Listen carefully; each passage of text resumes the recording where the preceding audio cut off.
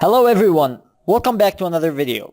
Ridiculous country laws that are still in place today. Let's get this shit started. In Arkansas, there still exists a law that was instated in the 1800s that states a husband is allowed to beat his wife, but only once a month. Only once a month? Well, isn't that the sweetest thing, you little pieces of shit?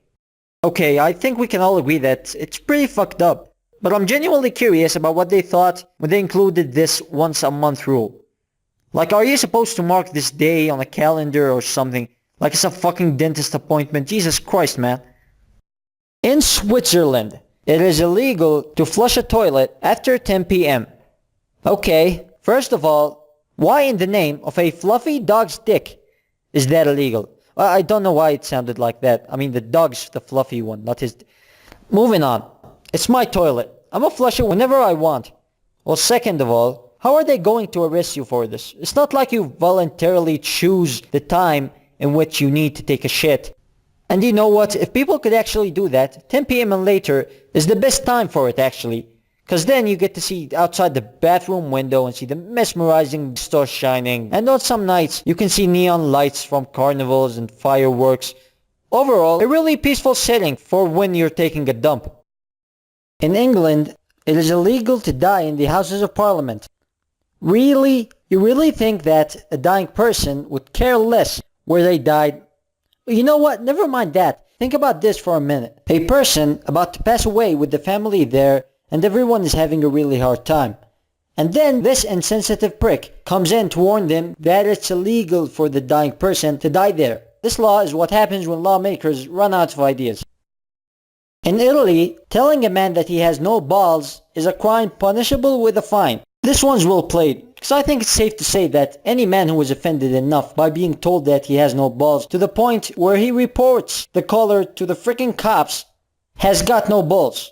The highest court in Italy has ruled that the act of telling an Italian man that he has no balls is a crime punishable with a fine. The Italian news agency ANSA reports that the case came to light after a lawyer referred the name Vittorio was said to have no balls during a courtroom debate in southern Italy.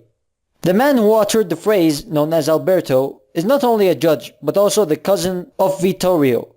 He will have to pay damages to Vittorio. Maurizio, who the fuck comes up with these names? Maurizio Fumo, the judge presiding over the case in Italy's version of the Supreme Court, said that the words had an injurious quality.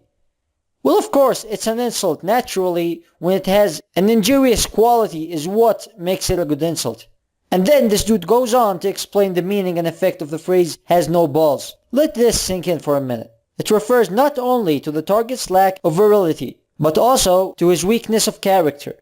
Lack of determination, competence, and coherence. Virtues that, rightly or wrongly, are still identified as pertaining to the male gender. Italian feminists aren't too pleased with the decision. Any child born in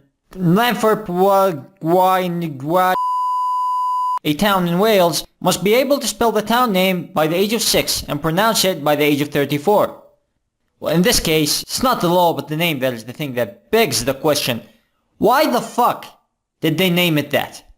I mean, I feel bad for the poor kids having to answer the question, where are you from, in introductions, or during a call to an emergency operator.